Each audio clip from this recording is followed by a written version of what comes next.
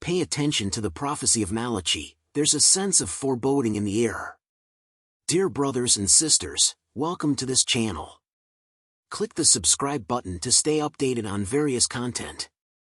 Malachy, described by his friend Bernard of Clairvaux as nobly born, was an Irish clergyman born in Armagh in Northern Ireland in 1094.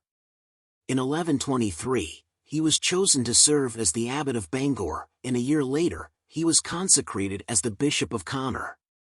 In 1132, despite his objections, he was appointed Archbishop of Armagh. He is credited with restoring the Christian faith in Ireland, initiating reforms, and reorganizing the Irish Church, ultimately submitting it to Rome. He passed away in Clairvaux in 1148. In 1139, while visiting Rome, Malachy had a vision in which he saw a list of 111 phrases. Each of these phrases represented, sometimes quite precisely, and sometimes a bit less so, the name of a pope. This list was to represent the names of all the popes who would lead the Roman Church until the end of time, or at least until the end of the Church of Rome. In Malachy's prophecy, the popes are not identified by their actual names but rather by 111 Latin mottos that describe a prominent detail of the pope's life to which the motto refers. This could be the place of birth, the coat of arms, a significant event during their pontificate, and so on. After receiving this vision, Malachy wrote it down and delivered it to Pope Innocent II, who, in turn, filed the document among the many in the Vatican archives. Malachy's prophecy was first published by the Benedictine monk Arnold in 1595 in his book Lignum Vitae, better known as the Tree of Life. Beneath the 111th motto, there is a phrase whose true meaning remains unclear. Many believe this phrase pertains to the 112th pope, even though there are only 111 mottos. The Latin phrase reads, "In persecution extrema sre sedebit Petrus Romanus, capacit ovs in multis tribulationibus, cabus transactus, civitas septicalis deruiter, et iudex tremendus judicabit populum sum." Finis.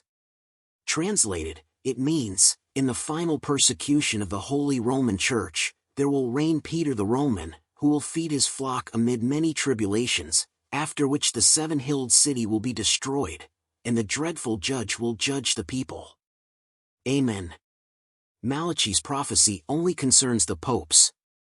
According to many, the last phrase about Peter the Roman seems to be an addition made in 1820. In this case, Malachy's prophecy would only cover 111 popes. The last phrase, De Gloria Olivi, the glory of the olive, would indicate Benedict XVI as the final pope. However, it's unclear if De Gloria Olivi and Petrus Romanus should be considered consecutive popes because Malachy's prophecy doesn't provide any information on this. An intriguing recent hypothesis suggests that the last phrase concerning Peter the Roman may not refer to a pope. It could indeed refer to the Cardinal Camerlengo who, upon the pope's death, temporarily occupies the throne of Peter while waiting for the next election. This theory is supported by the fact that unlike the other mottos, the last phrase is not numbered. For these reasons, some scholars believe the last phrase doesn't refer to a pope but to someone temporarily performing his duties. Malachy's prophecy on recent popes, 107. Pope John XI is described in Malachy's prophecy as Pastor et Nata, which translates to pastor and sailor. The pontiff shepherded souls and had ties to the maritime Republic of Venice, hence the sailor reference. 108. Pope Paul VI is described by Malachy as Flos Florum, which translates to flower of flowers. Traditionally, the flower of flowers has been associated with the lily, and the Montini family coat of arms features 3 lilies. Pope John Paul I is identified in Malachy's prophecy as De Medietate Luni, which means from the half-moon. Pope Luciani lived for precisely 33 days before his mysterious death. 110. Pope John Paul II is indicated in Malachy's prophecy with the motto De Labor Solis, which literally means from the labor of the sun. It can also be interpreted as of the eclipse of the sun. Interestingly, Karol Wojtyla was born on May 18, 1920, and his funeral took place on April 8, 2005, coinciding with 2 solar eclipses. Pope Benedict XVI is mentioned by Malachy with the motto De Gloria Olivi, which translates to the glory of the olive. The reference to Benedict can be explained by the fact that members of the Benedictine order are also called Olivetans, and their emblem prominently features an olive branch.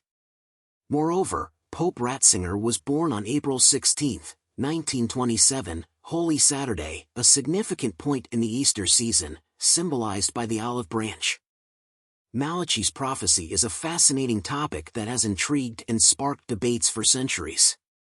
The idea that a 12th-century Irish archbishop could have a vision of the future and predict the names and characteristics of future popes has captured the imagination of many people.